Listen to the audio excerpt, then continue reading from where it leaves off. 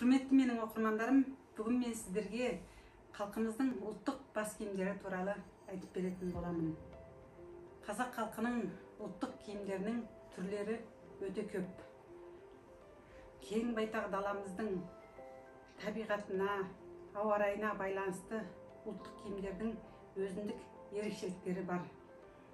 Ұлттық киімдердің ішінде бас киімдерге тоқталып өтетін болсақ, бас киімдер олар әйелдердің бас киімі және ерлердің бас киімі деп бөлінеді.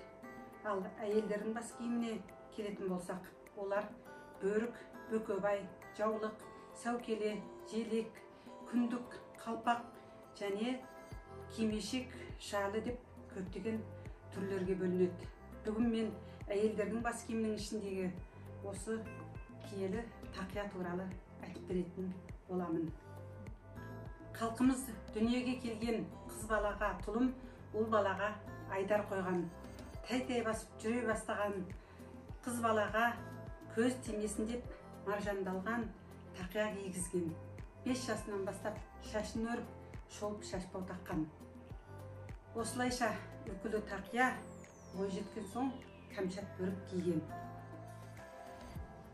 Тақия қыздардың үкілеген әсем әшекей бұйымдар тағылған және сырып тігілген, кестеленген дөңгелек бас киімі.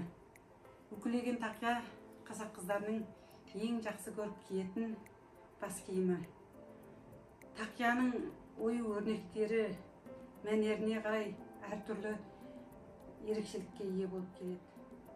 Қыздардың тақиясы қызыл, алқызыл, күлгін, жасыл түстермен шұға, барқыт, мәуіті сияқты маталардан сырып тігіледі. Және түрлі түсті моншақ маржан, алтын күміс теңгелермен және асыл тастар қондырып безендіреді. Тақияның төбесіне үкінің үлпілдеген қауырсынын тағады.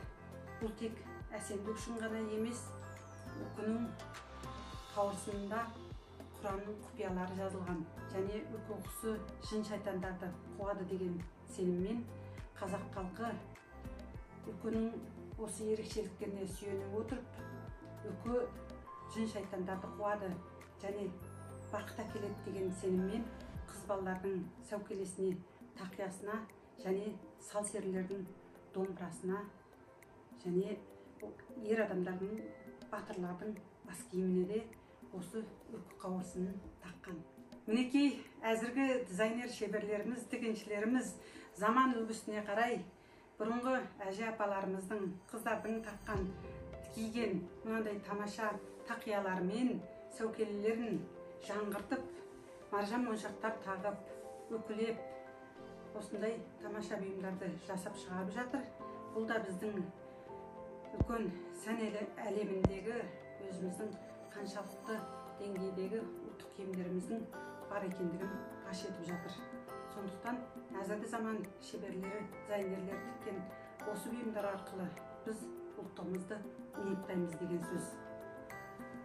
Қыздардың көркіне көрік қосып ажарын аша түсетін осындай тамаша әшекей бұйымдар тағылған, маржан моншақтар тағылған, асыл тастар қондырған тамаша сәукелелерімізбен тақияларымызды ағайын ұмытпай киіп жүрейік. Бұл ұлттығымызды ұлықтайды. Сіздермен бірге болған мен Бахаргүл Төлеген қызы. Егер де тақияға, сәукелеге байланысты қызықты ақпараттарды білгілеріңіз келсе, менің Бахаргүл Төлеген атты YouTube арнама жазылыңыздар, тіркеліңіздер, лайк басыңыздар. Сіздермен бірге болған мен Бахаргүл Төлеген. Назарларыңызға рахмет.